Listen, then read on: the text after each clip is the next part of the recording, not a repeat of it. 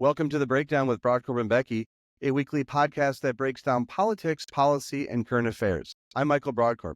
Becky Scher is off today. On this bonus episode, I'm excited to welcome Republican Majority Leader Harry Niska back to the podcast to help us discuss the ongoing standoff in the Minnesota House of Representatives and a lawsuit filed by House Republicans against Secretary of State Steve Simon.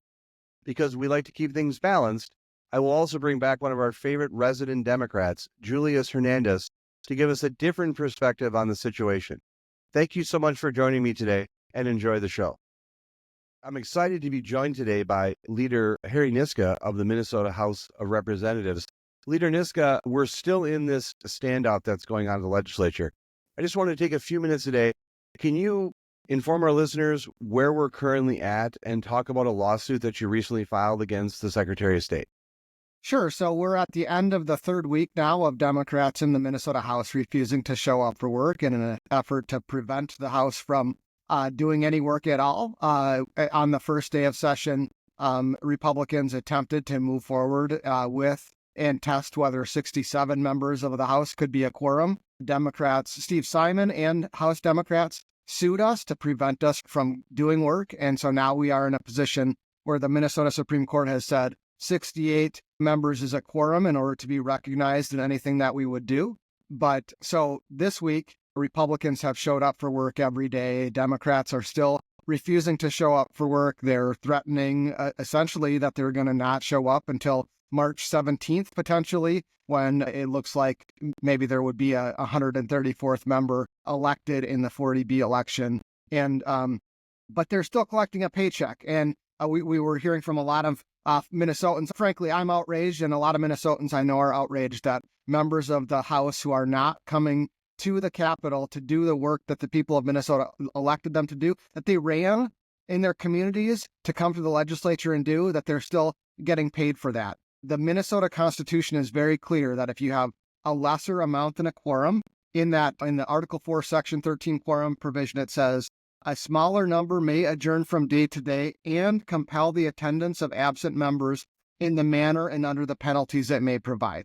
So as the 67 who are there, if the Supreme Court says that is a lesser number, we should have the power to do the things that the Constitution specifically allows us to do. We have told Secretary of State Simon that we expect that he should recognize the elected members who are there to make motions along the lines of what are specifically allowed in the Constitution, and he has refused to do that. So he hasn't even allowed us to move to adjourn to another day.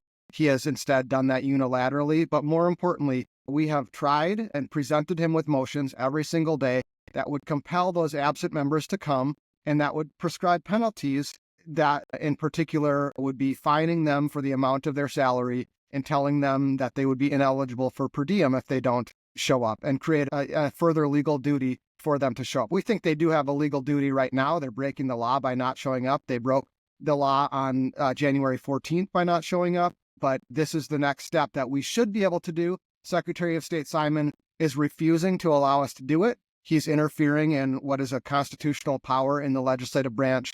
And so yesterday we filed a lawsuit, myself and Lisa Dameth filed a lawsuit against Steve Simon to have the Supreme Court tell him to stop overstepping his bounds in the legislative branch. What are your options to compel quorum?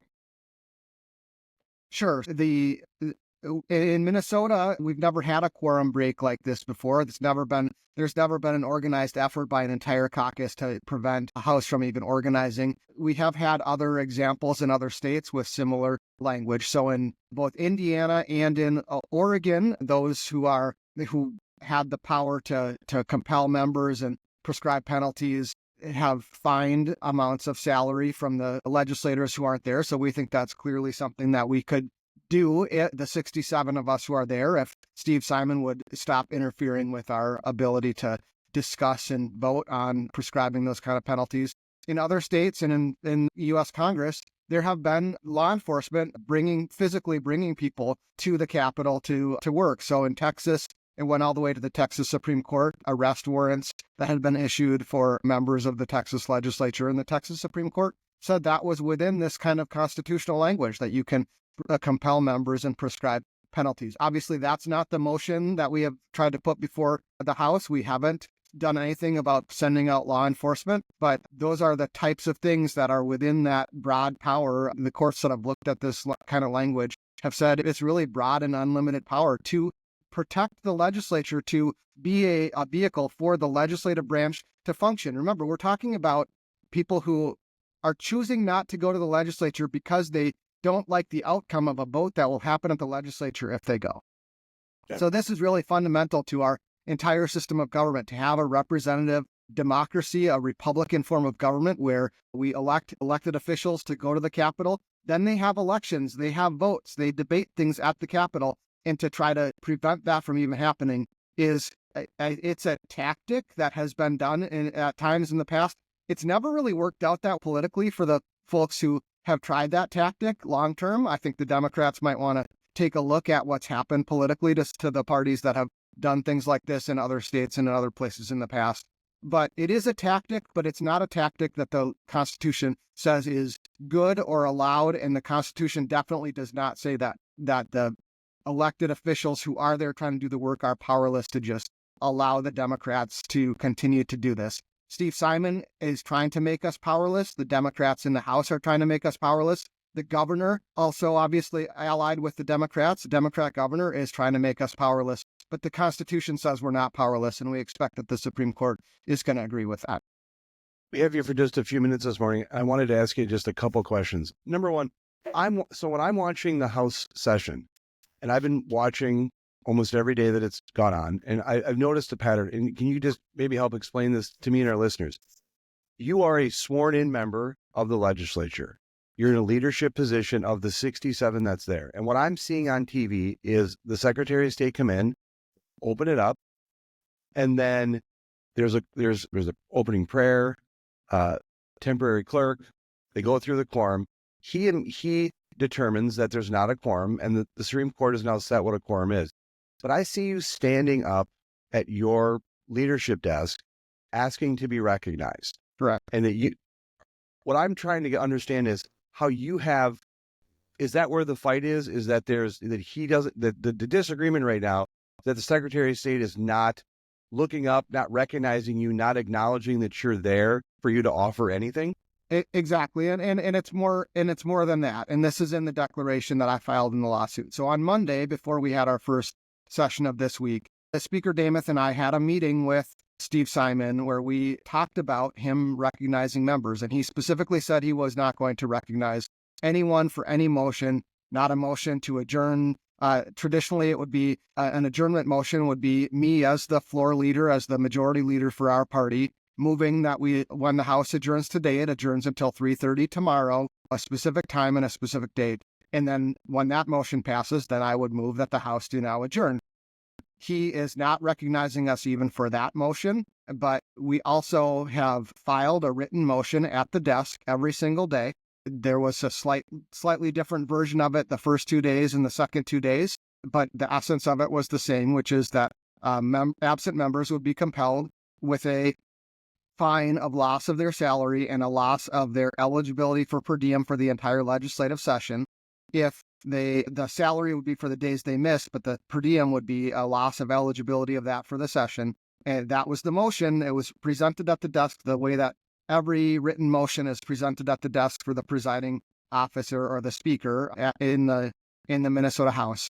And every single day I have risen and stood at that leadership desk. He knows that I am seeking recognition, and he will not look at me. He looks away from me. He gavels it out and says we are adjourned until a time that I will give him this. He does discuss with us what time he is going to adjourn us to, but outside of the House, outside of the session, he has that discussion with us. But when we're on the floor of the House, he refuses to recognize us to make those kinds of motions, even the motions that are very clearly set out in the Constitution as motions, as actions that a lesser number than a quorum can take. Aside from the constitutional issues that you raise about being recognized and the ability to enforce a quorum, talk for a second about the fact that he's from the executive branch and you're in the legislative branch. Why is that so important that there needs to be those separate but equal branches? It's right. It's fundamental to our system of government. It's right in the Minnesota Constitution that members of different branches can't interfere in the operation of another branch. Steve Simon is only at the House at all because of because of two statutes that reference him being a temporary presiding officer. But even if Steve Simon were a member of the legislative branch, it would be improper for a presiding officer to just roll over a body like that. That's not within the powers of a presiding officer in any legislative body. A presiding officer is there to be a servant of the people who are there. A presiding officer's ruling almost always can be a point of order, can be overturned by the members who are there. And here we have a situation where we have 67 members, a majority of the members of that body right now, whether it's a quorum or not. There are 133 members of the Minnesota House, and 67 of them are there trying to do things that are within the clear power of 67 members to do under the Minnesota Constitution. And as a non-member of our body, a member of the executive branch, he's preventing us from doing that. There's just no legal justification for him doing that. There's no constitutional authority for him to do that. And the only thing we can do at this point is to ask the Minnesota Supreme Court to intervene again. Last question. What's the process at the Supreme Court, and how do you see this getting resolved? So the Minnesota Supreme Court will issue a scheduling order at some point. We're talking at 10:15 in the morning on Friday. I haven't seen that yet. It could come here today, and then we'll know more about this. That's a guarantee that they'll do that?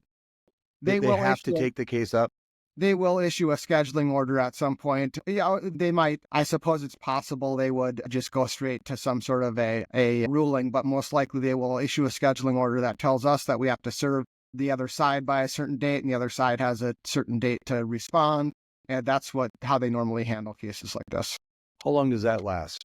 It depends on how long the Supreme Court decides it should last. So this is a very similar procedural case as the case that Steve Simon brought against Lisa Damuth a couple of weeks ago, and the Minnesota Supreme Court moved very quickly on that case. But we're talking about a matter of a couple of weeks, probably not a matter of hours or days, hopefully not a matter of months. Obviously, the threat that the Democrats are trying to carry out is that they are going to refuse to come to work until St. Patrick's Day. Another 6 weeks from now, they're going to shut down the entire legislative branch for another 6 weeks if they don't get if we don't satisfy their demands that they're asking for to just get them to show up for work. Leader Niska, what should people do if they're concerned about this issue? What should they do to stay engaged? I think almost half of the state of Minnesota right now is represented by someone who's refusing to show up for work. And if that's one of your representatives, you should be talking to them about why is it that instead of going through the democratic process, instead of going through the legislative process, going to the floor of the House, debating and voting on things, debating and voting on who should be Speaker of the House, debating and voting if there's an election challenge that comes before them, why instead of doing that, they're refusing to show up for work at all, why they think they're entitled to a paycheck for not showing up for work. Minnesotans that I'm hearing from are very frustrated that anyone would think that's in any way an acceptable way to do any job, first of all, but a job where you ran for the opportunity to represent your constituents at the Capitol, to not show up for work and to still expect a paycheck. Just because you think that if you go to the legislature and you have votes, those votes aren't going to turn out your way. That's not the way we do things in America. I went to the Capitol every single day that we were in session the last session. A lot of votes turned out the way I didn't want them to. I stood up on the floor. I explained my perspective. I voted the way I did, and then I accepted the results. That's what we do in America. That's how our government is supposed to work. You don't just say, I'm not going to go to work. I do still want to get paid. I want to roll out of bed and do a Zoom call or maybe go meet with a constituent, but I'm not going to go do the actual job that I ran for or that people are paying me to do. That's unacceptable. Leader Niska, thank you for taking time today to update our listeners, and I wish you the best. Stay safe. Godspeed. Thank you. I'm excited to welcome Julius Hernandez back to the podcast to offer some commentary on the current legislative standoff that's ongoing. Julius, I want to disclose that my co-host, Becky, is attempting to deny this podcast quorum today, so she's not here, but I'm trying to assert my rights as to compel some attendance, but we're still in the working stages, but I wish Becky the best. She's off today, but I wanted to circle back with you. You've been on multiple times since this kind of standoff started. And one of the first things I want to ask you about is, when we had you on a few weeks ago, you were the first person, and I was surprised by it, but you were the first person to use this term illegitimate to describe what the House Republicans were doing.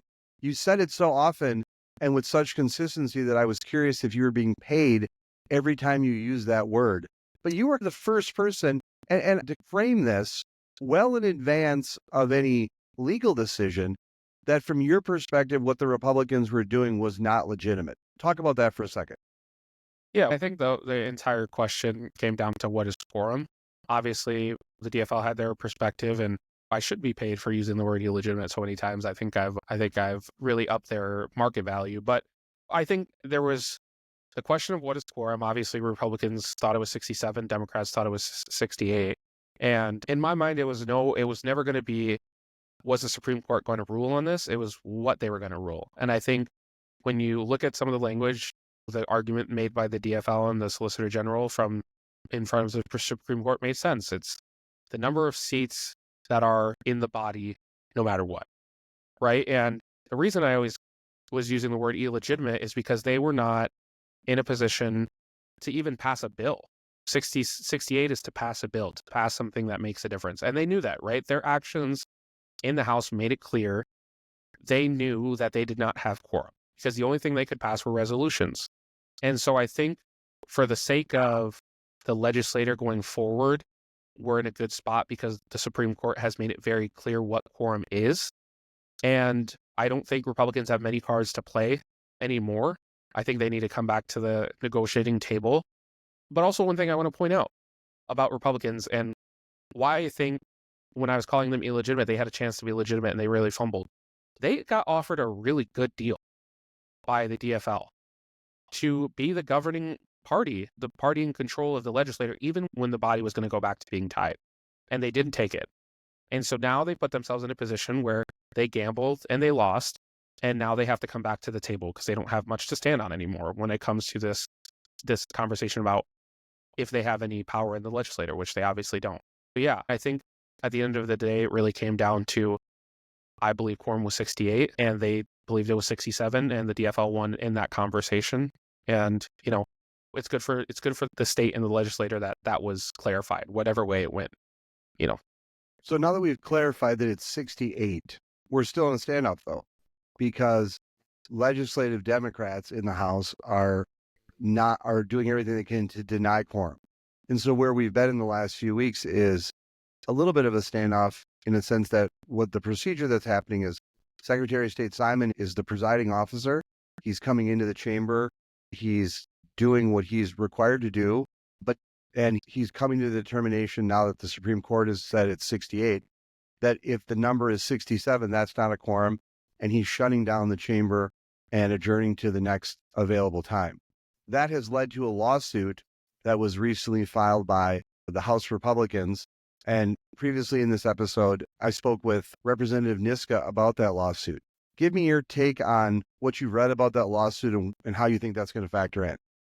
Yeah, and I'll preface it with, I'm not a spokesperson for the DFL. I'm not a lawyer, but I think I call some of those. I mean, you're a DFL hack. You're right, I'm a hack. You're I think you're an informed DFL hack. Yeah, and I think also But I called the quorum situation in the Supreme Court, and I think I called some of those legal decisions right at the end of the day in terms of how they were going to come out. Have you played a lawyer on TV?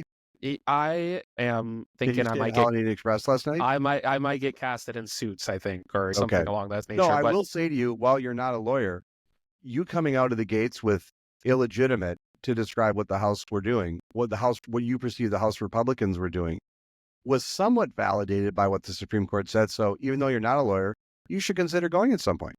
Yeah, probably not. But no, I think the situation that is going to be really interesting right now going into the lawsuit with the Supreme Court, I think the oral arguments are Thursday, February 6th. What's going to be really fascinating about that is Republicans are making this argument that by denying the right of the body that is there, the Republican body, to make any motions, that he's overstepping his boundaries as what the Constitution states he's supposed to do. But I think you get into a really sticky situation if you're Republicans because the Constitution is very clear about what he is supposed to do. He is there to decide if there's or to oversee the body until they're organized, until there's a quorum. And there's no other place for him to do anything else. So by the same argument they're making that he should not allow them to make motions, or he should allow them to make motions, he doesn't have the constitutional authority to do anything else but open, see if there's a quorum, let the body organize, and then step back. If he were to allow the Republicans to make any motions or do any business, he would be going directly against what the Supreme Court stated, which is quorum is 68. Motions are business. To make any sort of motion to do anything on the House floor except convene or not convene is considered doing business. You don't have 68 people, so you can't do that. And Steve Simon would be overstepping by allowing them to do that when there's not a quorum to be in place. How do you reconcile that statement with the ability of a smaller number to enforce quorum? I don't know. I don't think it's up to Secretary of State Steve Simon to be a part of that discussion, though.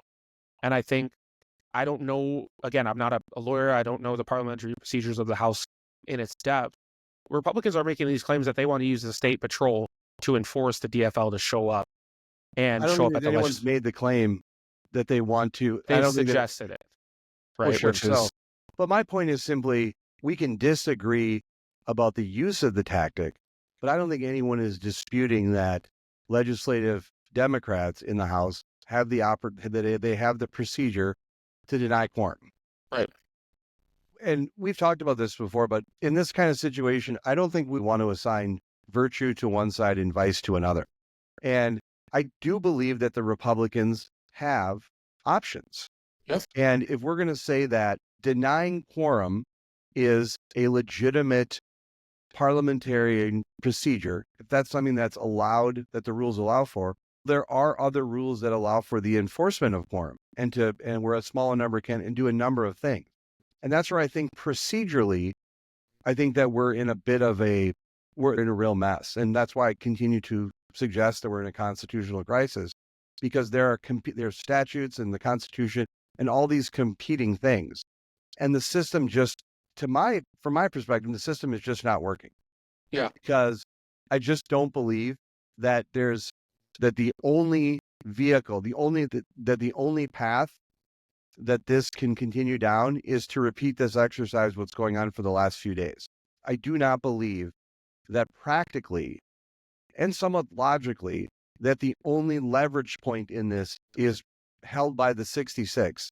I'm going to struggle with how that is presented as an argument, because I do believe that the House Republicans, the 67, have some options too that they should be able to exercise.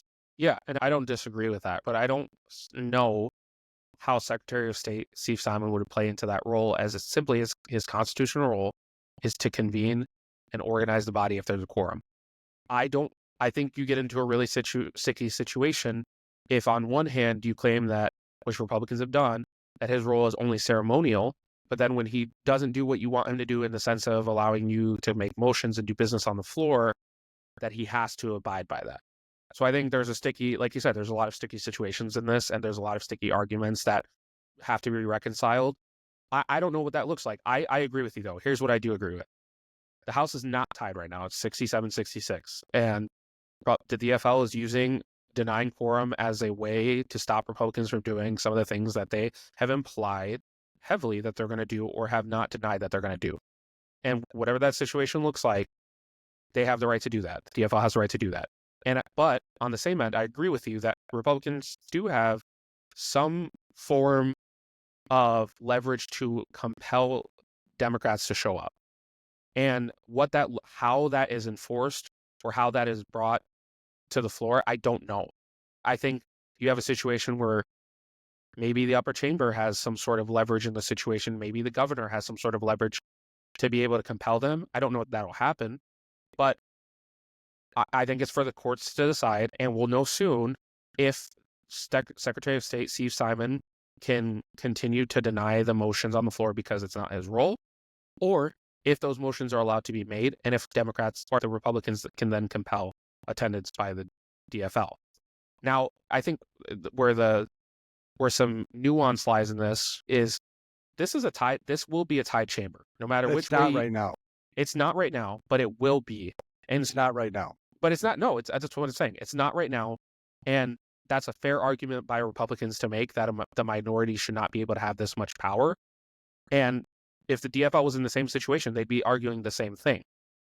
But this all hinges on one thing. Let's be very clear about it.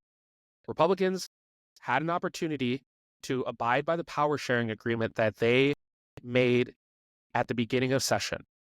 If they simply say, at the end of the day, we are not going to attempt to unseat Brad Tabke, and we're going to abide by a power sharing agreement that is going to be enforced at the beginning of March anyways, when the House is tied again, presumably based on the election results of 40B, then everything, we could get back to business of the House. Sure. Right? And here's the thing too, and I'll end it with this, or this statement with this. Melissa Hortman and the DFL offered Republicans the ability to operate as a majority until the House returns to being tied. They are so hell-bent on having the power that they did not earn by the voters that they are unwilling to take that deal and operate as a majority until, and they want it to be permanent.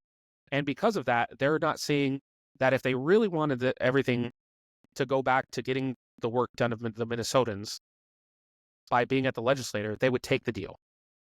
Because that still gives them a month to operate in the majority, but they don't want to take it. And so that's really what this hinges on at this point. The court's made its decision about Quorum. We'll know what they decide about Steve Simon and his role. But at the end of the day, you can take a power sharing agreement and we can all move on. Let me just say in response to that a few points.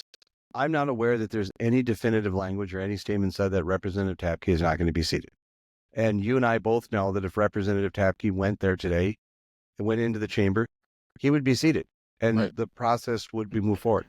I think there's some procedural discussions about what can and can't be done related to, I think what's interesting about your argument is, once again, I think where your fault lies is that in one side, we're saying that every option that the Democrats can pursue, they should be entitled to pursue.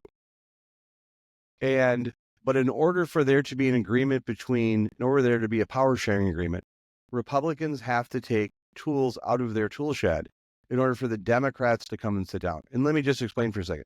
Now, I want to be clear to our listeners that I wrote an op-ed that said that I thought a special election would be a great and somewhat of a tidy way in which to resolve it. I don't know if that's realistic to some, but it was to me. And I want to also be clear that Representative Tabke was certified as the winner.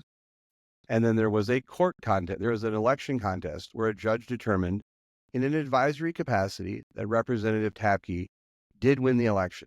Now, the House and the Senate in Minnesota, both legislative bodies have the opportunity and the responsibility to police their membership. And working within the rules, both the House and the Senate can have election contests and hear these matters. That does not mean that Representative Tabke is not going to be seated. But what I'm so puzzled by is if denying quorum is a justifiable procedure, if not showing up to work is justifiable, if all those things are accepted, the House and the Senate both have the authority to determine their membership. And to me, it seems inconsistent that the Democrats want to use all of the tools in the toolbox that they have access to, but in order for them to come back and be a part of a power sharing agreement, Republicans have to unilaterally decide that they're not going to have an election contest. I have to be honest with you. I don't know that anyone's whipped the vote, but I have no reason to believe that even if there was an election contest, that based on what I read in the court file and what I've seen, that there would not be a pretty strong case that Representative Tabke won the election. But the point of the matter is that argument and that responsibility lies with the House as it does with the Senate. And what I'm so interested in, I'd like to hear your perspective as to why you think the House Republicans need to take procedural options out of their toolbox, but Democrats should be able to use all that they want. I don't think it's, and I think I've been pretty consistent on this, they're welcome to do all the stuff that they want to do or they have the power to do. I'm not saying that they shouldn't, I'm not saying that they don't have the ability or that they shouldn't. I'm just saying at this point, the argument becomes everything that they're wanting is on their shoulders now, and they have the decision to get back to work. Because here's the deal. The DFL is saying we are trying to agree to a power sharing agreement. Under the condition that the Republicans take a procedural option that they have. which is not to unilaterally kick him out of the chamber. Right. It is to have a review by the House of Representatives about to conduct a review to ensure that the membership of the House of Representatives, which they are allowed to do, is comfortable that one of their members was actually elected. And it's what you've said before in the past. Just because you can doesn't mean you should. Again, I'm not arguing for their right to do what they have the procedural ability to do in the House. What I am saying, though, is that your argument becomes hypocritical if you are saying, Democrats, you need to get back to work, but in order to get back to work, we are asking you not to kick one of our members out of the House, even though what's happening. But the Republicans are saying and look, as anyone can look at my record knows that I was a Republican for Harrison Walz, so I'm not wearing necessarily my partisan hat, and I'm trying to be as fair as I can here. But I'm not aware that Leader Demuth or Representative Niska has said Representative Tapke will not be seated. I'm not aware of anyone saying that they will not be seated. But they won't deny it, right? And that's but here's the point I'm saying. Representative Tapke chose to run for the legislature. He signed up for these rules. This is the way it works. These are the procedures. I had a wonderful interview with him, and I'm very confident in what the judge did and in the election results. But these are the rules.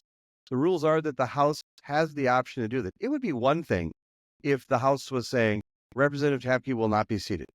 That's not what's being done. And I searched prior to the show. But then why can't they guarantee it? They won't guarantee it. And that's the problem. But we have 134 House members. They all signed up, 133 right now. We have 133 House members, but a full complement of this would be 134. 133 people ran for the legislature and were elected, knowing very full well that they were signing up for a set of rules. Okay? I don't get drafted into the major leagues and play for the Twins or play for a Major League Baseball team and say, I'm only going to play if I can use an aluminum bat. That's not the rules what you signed up for. And my point is, everyone that currently has an election certificate that was sworn in, they signed up and committed themselves to swear and uphold the Constitution and live by these rules. And every one of them should have known, or certainly knows now, that the House of Representatives determines their membership. So why is it acceptable for the only way that one member can come back is if a rule that applies to everyone else doesn't apply to him? I have my doubts that there are the votes to remove Representative Tapke. I also believe, based on the work that the judge did, that I think there's pretty strong evidence, as not 100% guarantee, but it's pretty strong that Representative Tapke was elected. And so why not just commit to the rules and the process, come back, and just be a part of, and get back to work? It just seems to me that to me, and I had thought about this different, but the farther this goes on, I'm coming more and more of the opinion that what the House Democrats are asking for is a little bit of special treatment. Like me saying, I'm only going to honor my contract with the Minnesota Twins if I can use an aluminum baseball bat. That's not allowed. And here's a conversation, and again, and it all ties back to Republicans in March, when the special election is done, will not have the majority. There will be a tied chamber. Right now, They have a majority, but they don't have 68 votes. And so they're unfortunately in a position where they have to play ball. Republicans are played their cards, and they still have more to play, and they're entitled to do that. But again, if you're making the argument that Democrats have to come back to work, and you're getting paid all this money to do nothing, then allow them to come back to work with a understanding that their members who are all elected are going to be able to do the work that they need to do. If you really wanted to do the business of the people of Minnesota and get stuff done, you would guarantee that the person who was elected in 54A would be able to do their job for the people of Shakopee and not drag on any election denial claims or election interference claims any longer. This is no longer, hold on. This is no longer, let me finish this point because I really want to make sure that I point across. This conversation is no longer about the rules of the House and the way that the House operates. It's about, if your claim is that you want to do the work, give guarantees that the work is going to be done and this is not going to be dragged on. You can do it. I understand what you're arguing. I understand what House Republicans, I understand. But No. but just because you can doesn't mean you should. And if you really wanted to do the work of the people, all you have to say is, you know what, we're not going to get rid of this member of the House because we understand that what the court has said, even in its advisory role, holds weight and has proven to us that this election is good and fair, even if you didn't like the result. So, just like you said, they have a bunch of procedural ways that they can do things. They're going and deciding if Secretary Steve Simon can not allow them to make motions on the floor. They're taking all of these procedural tools that they have to do it, and that's fine. But on the same hand, you're denying and delaying the work of the people getting done.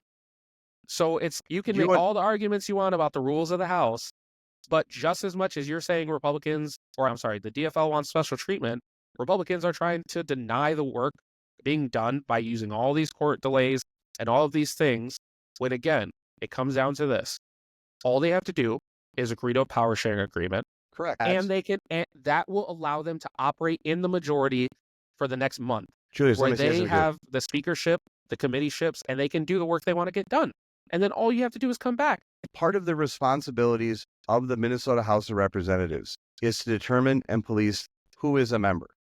Right. When you talk about work, let's remember something, that reviewing what occurred in 54A is a legitimate function of the House of Representatives. The House Republicans are not adding a new job description to their responsibilities. Every person that ran for the Minnesota House of Representatives should have known that part of their responsibilities is to police and determine their membership. And so the Republicans aren't adding things after the election that they have the authority to do. They didn't come out of some caucus meeting and suddenly grant themselves this authority.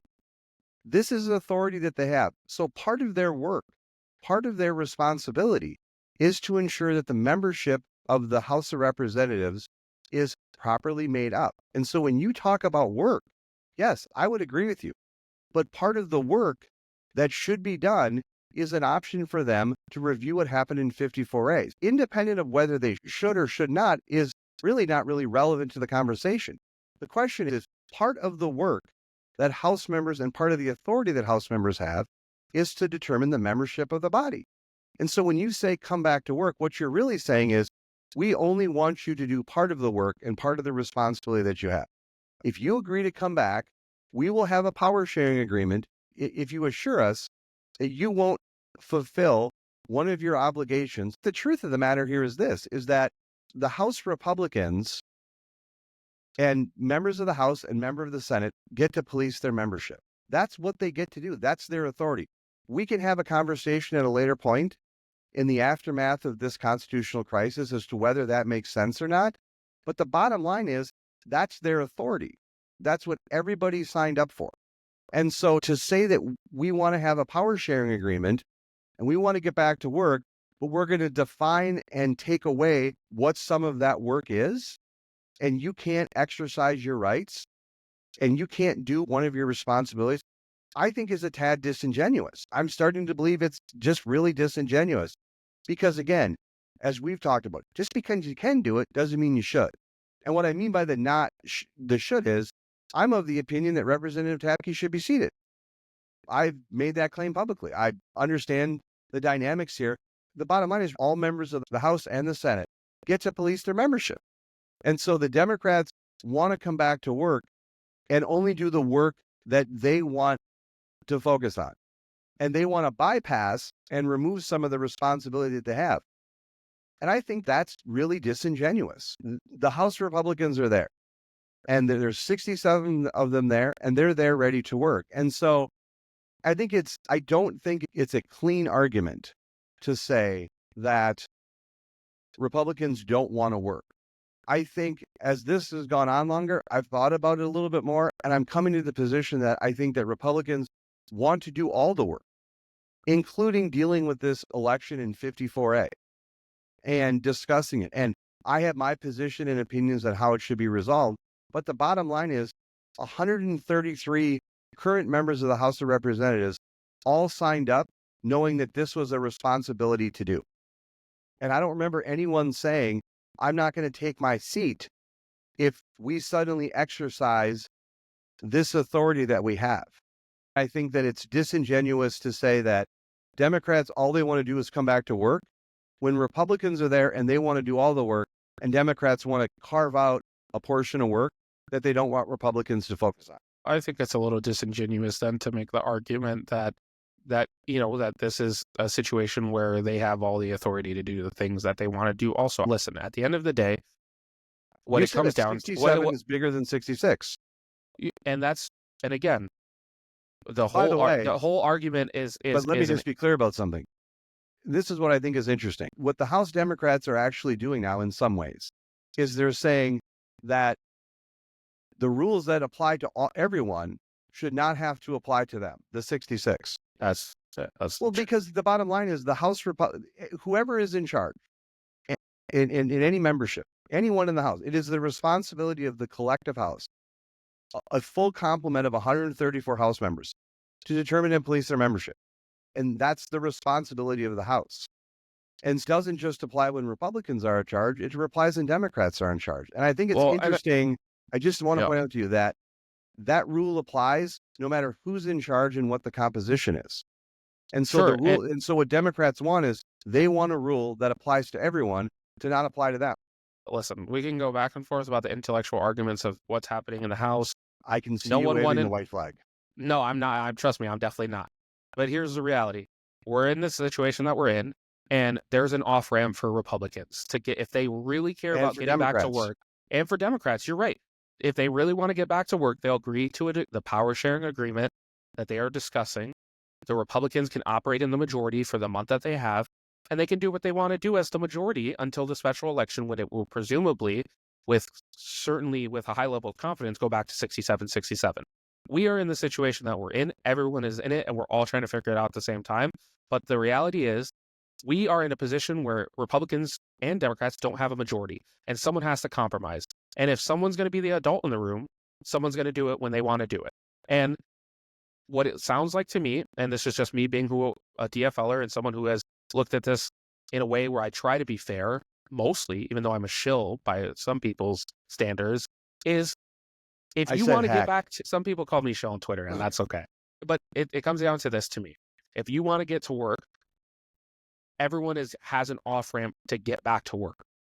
Now, you can make all the intellectual arguments you want about the basis of that, and what that looks like from your perspective or what that looks like from someone else's perspective. You have an off-ramp to get to work. DFL is offering you the chance to govern as a majority while you're the majority, and then go back to a simple agreement. And so, with that being said, having a carve out for one member, that's a disingenuous argument, because again, that's not the totality of the deal. Say what the other part of the deal is.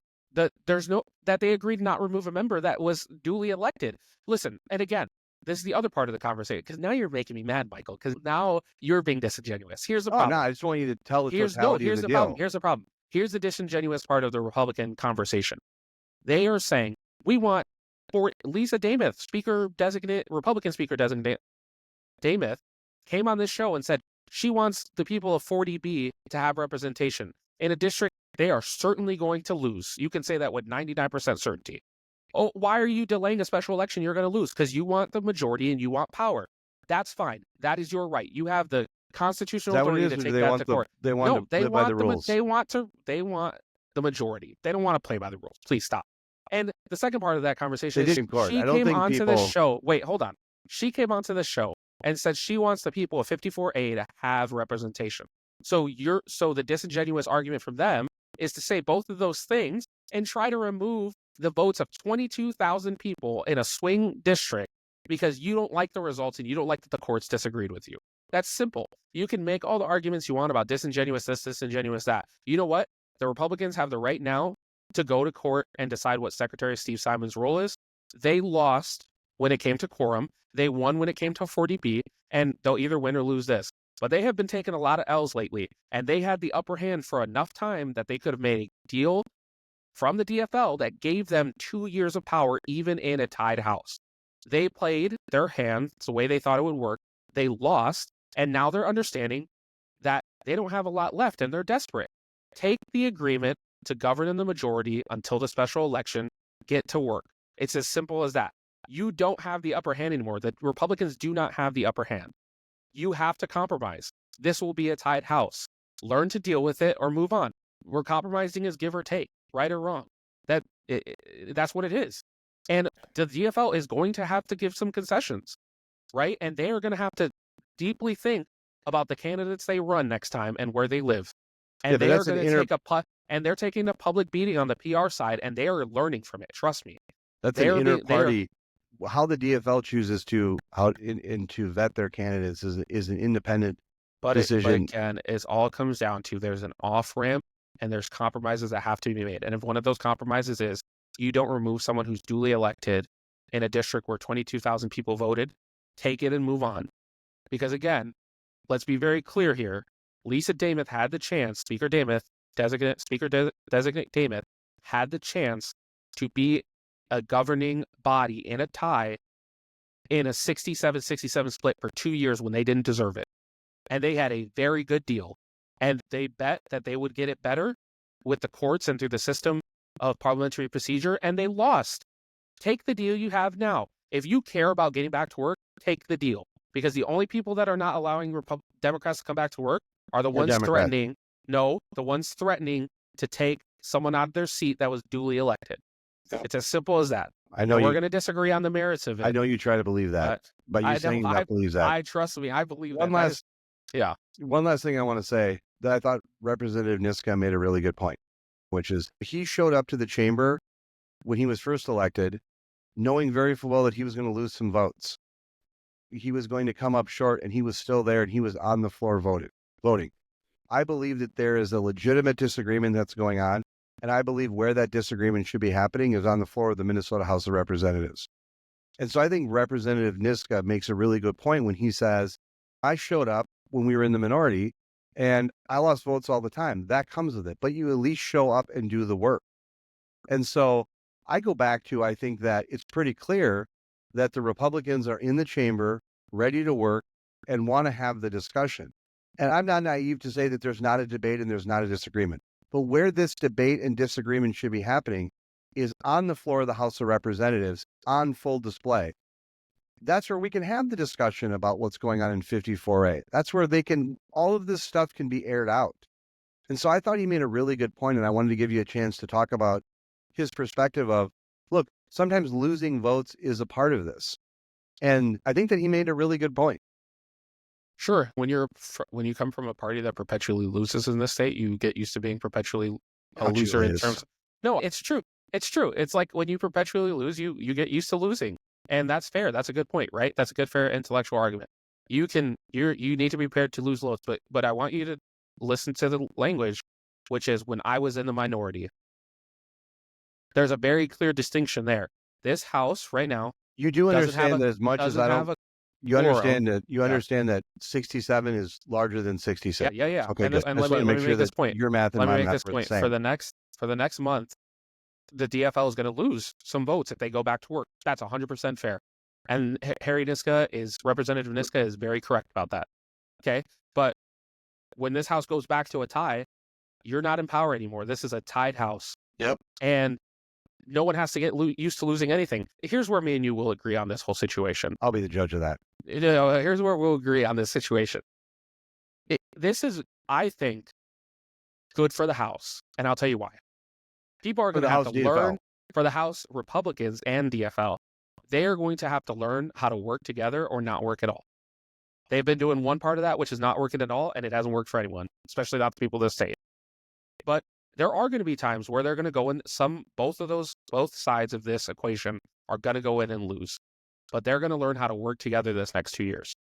And we could make it a lot easier, but they've gone through a very difficult process and they're going to have to work through that. But you're right, and Representative Niska is right. This comes with a loss. Go for the next month and take your L's as DFL. But the GOP needs to assure that L is not going to be overturning the power in the House and overturning the results of an election. So if they can make those concessions, go freaking spank the DFL for a month in the House. Who cares? I'm sure that they're not going to care about losing votes of things that Republicans are passing. Why? Because the people of Minnesota don't want that. So that's as simple as that. I agree with that. But there's some concessions you need to make before you go and start saying that you're going to beat Republic or the DFL with some of the votes you're going to take in the House. Make the concessions and let them get back to work. And what are the DFL's concessions? That's what I thought. What's the the DFL's DFL is concession? making plenty of concessions. And One, what are they again? they're going to operate as the minority for the next month. Which They're going to take that a was beating. determined by the voters, not by them. No, The Democrats all are right. the Democrats. All right. First of all, the reason they're in the minority right now is because of a candidate that they didn't vet Sure. and the laws of this state that caught that candidate in breaking the law. And That's their why they're in concessions, And yeah, what's and the their concessions concessions are that they're going to show up to work and be in the minority, and Republicans will be allowed to do what they want to do. That's not a concession. That's an acceptance of reality. Then Okay? Then they don't have to show up to work for the next month, and then nothing will get done, and Julius, they'll have to operate let as me a explain high something body. to you. Let me explain to you something. I would love to have a 32-inch waistband. If I went out and bought a pair of 32-inch pants, they would not fit. Okay? So it's not a concession for me to accept that reality. That's reality, my friend. And so everything that you're saying is a concession is actually reality. There is a 67-66 breakdown right now in the House of Representatives. The concessions that you're trying to say that the Democrats are accepting is reality. It won't be reality when the special election I comes up. understand that, but it's real. So, I might look. My hope and dream someday is to have a 32-inch waist and a full head of hair. But until that time, I have to accept the fact that I don't. That's not a concession on my part. That's me being realistic. I don't want to beat the dead horse, and PETA Too don't late, sue man. me for that. But I'm going to finish with this. At the end of the day, the DFL has won the quorum argument. They don't have to show up to work for the next month until a special. You don't have to show up They to don't work have for the to next show up month. for the There's the work. clip. They don't have to show up the- to work for the next month That's the clip. because they don't. Say They that can again? deny a quorum. They can deny a quorum, Say and that that's first part fine. again. That's a parliamentary procedure. Okay. So here's the deal. They're willing to show up to work and be the minority with some concessions made. And that's their concession, is that they are willing to be the minority in a house that will be tied. Got and it. they can just deny showing up to. The Showing Supreme up to Court where? validated that for them. Listen, here's all I'm going to say. You're wrong. Okay? So All right. Julius, it's always nice to talk to an undecided voter. Oh, yeah. Thank you so much. We look forward to having you back. I want to thank you for listening to this bonus episode of The Breakdown with Brodkorb and Becky. Before you go, show some love to your favorite podcast by leaving us a review on Apple Podcasts or on the platform where you listen. You can also follow us on our website and across all social media platforms at BBBreakPod. The Breakdown with Brodkorb and Becky will return next week. Have a wonderful weekend. Thank you.